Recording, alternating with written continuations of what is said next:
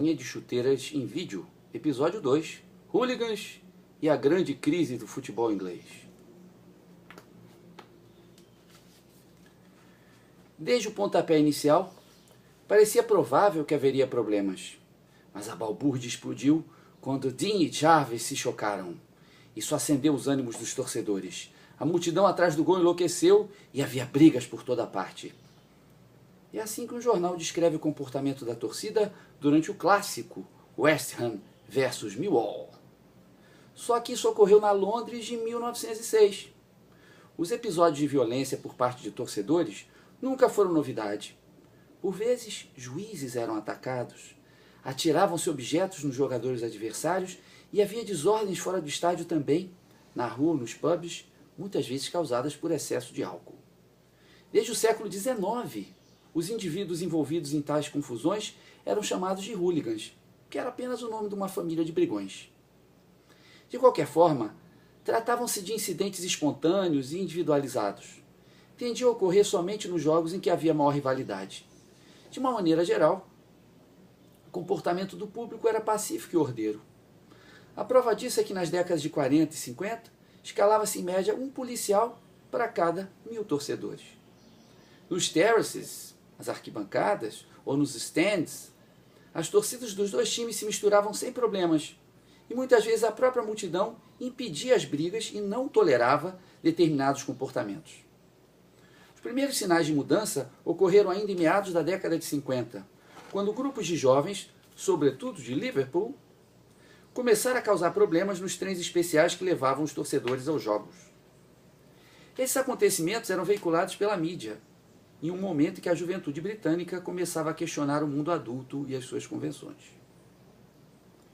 Ora, no início da década de 60, os jovens estavam revolucionando a maneira de torcer nos estádios britânicos. Cantavam, criavam roupas e gestos próprios, sobretudo para se diferenciar dos adultos, mas também dos outros grupos de jovens. Esses estilos viajavam rapidamente pela mídia, influenciando a juventude por todo o país. Os terrace ends, ali atrás do gol, passaram a ser cada vez mais exclusivamente frequentados por jovens, que começaram a percebê-los como um território particular, onde afirmavam sua identidade e seus valores. As rivalidades futebolísticas eram apropriadas por esses jovens, resultando em disputas e conflitos entre os grupos. Antes de mais nada, havia a agressão verbal. Oxford boys, we are. Shag your women, drink your beer.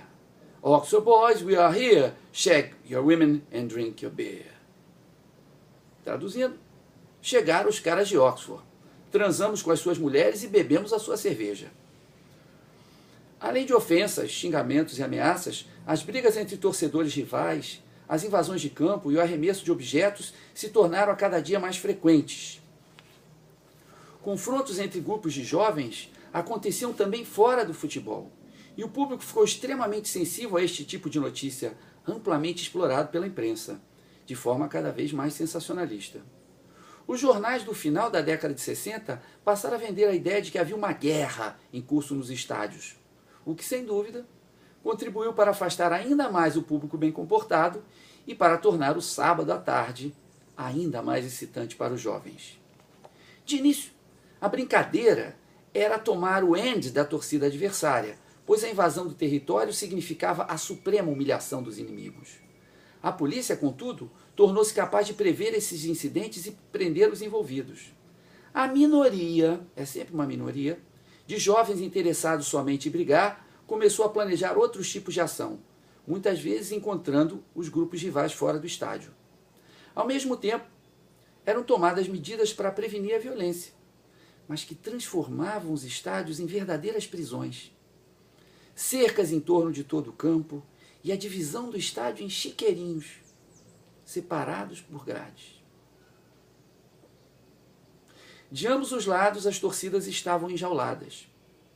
A segregação dos torcedores aumentou, ainda mais o clima e as manifestações de rivalidade, além da agressão verbal. Os torcedores visitantes passaram a ser escoltados pela polícia desde o seu desembarque dos trens e marchavam como se fosse um exército inimigo até o local do jogo. Cada vez mais, as autoridades policiais empregavam cães e cavalos, montava-se uma verdadeira operação de guerra a cada sábado. Os torcedores passaram a ser revistados à entrada, mas os interessados em violência conseguiam ludibriar a fiscalização com uma maligna criatividade. Afiavam moedas até torná-las pontudas, enrolavam jornais até transformá-los em armas. A presença de enormes contingentes policiais e o clima belicoso tornavam tudo aquilo mais atrativo para os torcedores patologicamente violentos, uma minoria. Ao mesmo tempo que a frequência aos estádios caía assustadoramente. O quadro era agravado pela política neoliberal de Margaret Thatcher, primeira-ministra da Inglaterra de 1979 a 1990. A privatização de empresas estatais, a guerra aos sindicatos e ao estado de bem-estar social, com cortes de verba na educação, na saúde e nos serviços públicos em geral. Além de um ringue para a violência física, os estádios de futebol se tornaram palco de inúmeras manifestações de violência simbólica. Torcedores de clubes londrinos tiravam notas de dinheiro do bolso e acenavam para torcedores do norte da Inglaterra, supostamente pobres e desempregados, gritando "We have loads of money", nós temos dinheiro pra caramba. E "You'll never find a job", vocês nunca vão conseguir um emprego. Eventualmente até abaixavam as calças para mostrar que usavam cueca de marca. Calvin Klein, esses negócios. Os nortistas respondiam com cantos que afirmavam serem sulistas frouxos e moradores de apartamentos alugados. Era como se os estádios de futebol tivessem se convertido num teatro das contradições e dos problemas da sociedade britânica. Foram muitas as tentativas de explicação do hooliganismo. Alguns tentaram relacioná-lo a uma forma de protesto contra a comercialização excessiva do futebol. Mas a violência dos hooligans não era contra os diretores, e sim contra os outros grupos de jovens.